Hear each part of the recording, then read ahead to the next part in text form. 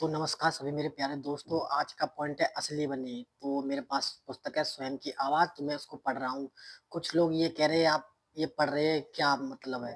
भाई समझो और मैं क्या पढ़ रहा हूँ, ये अच्छी चीज़ें हैं, कोई खराब चीज़ तो है नहीं, इससे आपका जीवन अच्छा बनेगा। तो पेज नंबर 141, तो सभी लोग समझो। तो मैं स्टार्ट करूँ, असली बनो। तो असली कैसे बनते हैं, उसका मतलब समझना। मैं पढ़ रहा हूँ तो सभी लोग ध्यान देना। तुम अपना खाना बना रहे थे, तुम कुछ करने लग गए। इसी बीच सारा खाना जल गया। घर में केवल यही खाना था और खरीदारी के लिए बहुत देर हो चुकी थी। मुझे यकीन है कि आप इस स्थिति या इसी तरह की स्थिति में ज़रूर पड़े होंगे। जैसे ही आप ये सोच रहे हैं कि ये क्या हो रहा है, कोई व्यक्ति आकर कहता है सकारात्मक रहो, कोई व्यक्ति आकर कहता है सकारात्मक रहो। सब समझने की बात है, सभी लोग समझे। खैर यहाँ सच्चाई ये है कि मैं सकारात्मक महसूस नहीं कर रहा हूँ। मेरे पास खाने के लिए खाना नहीं है।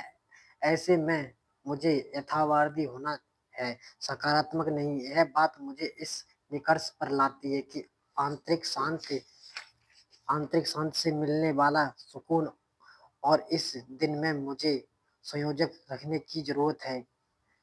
तो भाई ये कुल थोड़ा भी बड़ा पॉइंट होने वाला है। तो कुछ लोग तो तुमने देखे हैं, कुछ-कुछ गलत-गलत वीडियो बनाते हैं। हम तो सिर्फ़ शांति के ऊपर बनाते हैं, मतलब जो प्रेम रावत जी हैं, उनकी लहर पे हम चल रहे हैं। जो उन्होंने बोला है, हम वही कर रहे हैं, क्योंकि शांति ही सबसे बड़ा चीज़ है। वो सबसे बड़ी शांति के अलावा कुछ नहीं है इस दुनिया में। ये केवल सकारात्मक होने के बारे में नहीं है। मैं यह नहीं कह रहा हूँ कि हर बुरी स्थिति को मुस्कुराकर आशावादी बनकर टल जाएँ। इसके बजाय अगर हम दुनिया को देखें और खुद को स्पष्ट रूप से समझें, तो हम जीवन की अधिक सराहना कर सकते हैं और इसका आनंद ले सकते हैं। आपके द्वारा अनुभव किए गए कठिन समय असली हैं, लेकिन अपने भीतर का आनंद भी असली है। आपके द्वारा अनुभव किए गए कठिन समय वास्तविक है, लेकिन आपके भीतर की शांति भी वास्तविक है।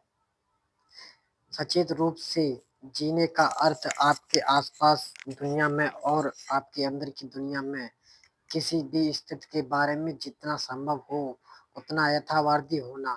निराशा, दुख, क्रोध, अकेलापन, अवसाद, दर्द, इन सबको स्वीकार करें, लेकिन यह भी जान लें कि आप हमेशा अपने अंदर की शांति से जुड़ सकते हैं।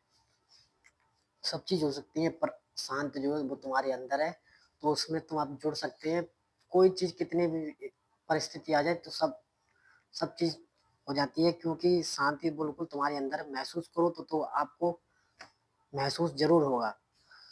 एक महान चीनी कहावत है, शेर को बनाने के लिए भगवान को दोष मत दो, उसे पंख देने के लिए उसे धन्यवाद दो। ये समझने की बात है। शेर अगर उसको पंख दे दो तो क्या होगा? सबको खा जाएगा। कल्पना कीजिए पंख वाला शेर कितना कहर बरसाता सकता है। सौभाग्य से हमें ऐसे काल्पनिक जीवों से निपटने की ज़रूरत नहीं है और ना ही हमें काल्पनिक स्थिति से निपटने की ज़रूरत है। मैंने पाया कि अगर जो है उसके अनुसार व्यवहार करने पर ध्यान केंद्रित करते हैं तो जीवन आसान हो जाता है। जीने के लिए सबसे अच्छी स्थिति वह है जो असली है। यथावादी होना हमें अपने जीवन में आगे जो आने वाला है उसके लिए तैयार करने में मदद कर सकता है। यदि आपका अच्छा समय चल रहा है तो सावधान रहें, किसी न किसी बिंदु पर बुरा समय आ रहा है। घबराने की ज़रूरत नहीं है, बस ये बात जानिए कि यदि आपका खराब समय चल रहा है तो सावधान रहें, किसी न किसी बिंदु पर आपका अच्छा भी समय आएगा। भविष्य के हर संभावित परिस्थिति को अपने दिमाग में बैठाने की ज़रूरत नहीं है। बस पता रहे कि बदलाव आ रहा है और हम अपने लचीलेपन को महसूस करें और उसे बनाए रखें। यथावादी होने के हम हिस्से के रूप में हम जान सकते हैं कि हमारे जीवन के प्रचंड तूफानों में से एक जगह है जो बहुत शांत है और वह जगह हमारे भीतर ही है।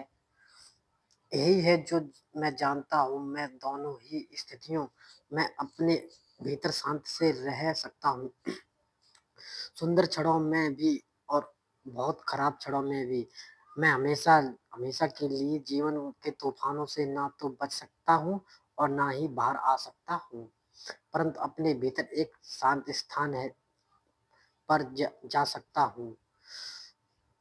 तो मेरे पास सकारात्मक सोच है, लेकिन मैं यथावादी हूँ।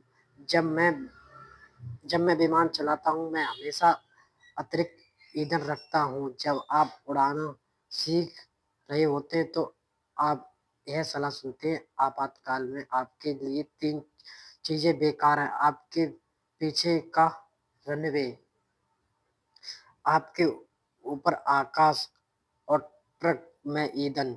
यदि आप अधिकांश रनवे का उपयोग कर लिया और उड़े नहीं, तो आपके पीछे चाहे कितना भी रनवे हो, आपका कोई भला होने वाला नहीं है। यदि आपका पावर खो दिया और आप आपातकालीन लैंडिंग के लिए नीचे आ रहे हैं, तो आपके नीचे कितनी हवा है, यह महत्वपूर्ण है, ना कि ऊपर कितना आकाश है। और जब आप हवा में हैं, तो हवाई अड्डे पर ट्रक में रखा ईंधन उस समय आपके किसी काम का नहीं। यह है यथावादी होना। तो आज के लिए बस इतना ही। अगला पॉइंट, अपने जीवन का पायलट बनना। तो ये भी बहुत लंबा पार्ट होने वाला है, ये कल की वीडियो में लाएंगे। तो सभी लोग को धन्यवाद देना चाहता हूँ जो मेरी ये वीडियो फुल वीडियो देख रहा है। तो थैंक यू गाइस।